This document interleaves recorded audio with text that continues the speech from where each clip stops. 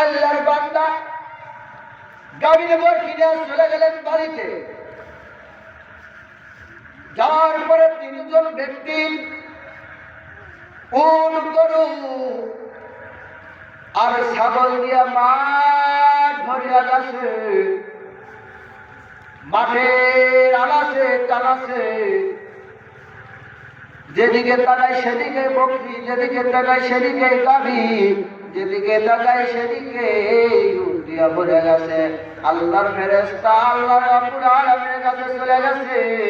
যাওয়ার পরে আল্লাহ রাব্বুল আলামিন বললেন, ওগো আমার ফেরেশতা, তুমি আবারও যাও অন্য মানুষের সুরত নিয়া। যাওয়ার পরে আমার ওই তিন বান্দাকে পরীক্ষা করো। ও দুনিয়ার মুসলমান, আল্লাহ রাসূল সাল্লাল্লাহু আলাইহি সাল্লাম সাহাবীদেরকে নিয়ে ফজরের পর বয়ান করেন। ও আমার সাহাবীরা রে, আল্লাহ রাব্বুল আলামিন তার ফেরেশতাদেরকে দিয়া তার তিন বান্দাকে পরীক্ষা করলেন। আল্লাহ রাব্বুল আলামিনের ফেরেশতা একজন ফেরেশতা কতজন কুষ্ঠরোগী, ওই কুষ্ঠরোগী ব্যক্তির কাছে চলে গেছে। যা বললেন, ওগো ভাই, আমি একজন মুসাফির মানুষ। আমি একজন কি মানুষ? আমি একজন মুসাফির মানুষ। আমি দেশে যাব, আমার কাছে কোনো টাকা নাই, কোনো সম্পদ নাই, সবগুলো ফুরিয়া গেছে। ভাই, আমি তোমার কাছে আসলাম, তোমার তো কোনো সম্পদের অভাব নাই, তোমার তো উটের কোনো অভাব নাই। তুমি যদি ওখান থেকে আল্লাহর রাস্তায় আমাকে একটা উট দান করতা, তাহলে আমি ওই উটের উপর সওয়ার করিয়া আমার বাসায় চলিয়া যাইতাম। সুবহানাল্লাহ। আল্লাহর বান্দা কুষ্ঠরোগী ডাক দিয়ে বলেন, না না না, এখান থেকে একটা উট দেওয়া যাবে না।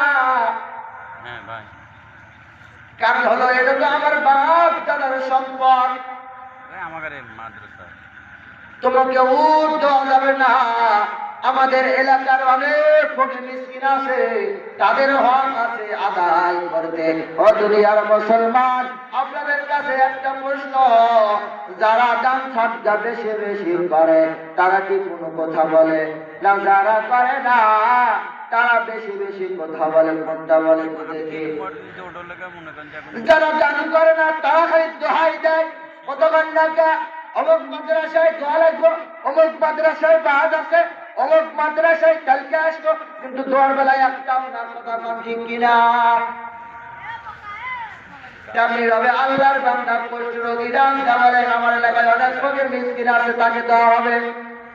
ওই যে আল্লাহর ফেরেশতা তাকে পরীক্ষা করলেন, ও আল্লাহর বান্দা, তুমি যদি মৃত্যু খাও আর তুমি যদি তুমি কি আগে কুষ্ঠরোগী ছিলে না?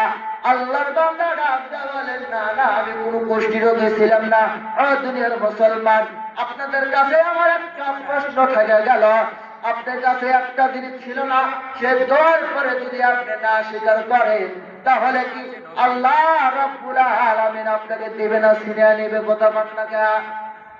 এই জন্য আগে আজ বলেছি, লাইন শাকারতুম লাযিদান্নাকুম ওয়া লাইন কাফারতুম ইন্না আযাবি লাশাদীদ।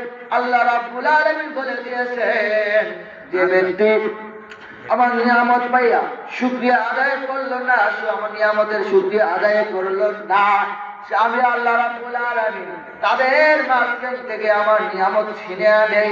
দুনিয়ার মুসলমান, ফেরেশতা যখন বলছেন যেহেতু সময় সংক্ষিপ্ত, কথাগুলো সংক্ষিপ্ত দিয়ে দিলাম।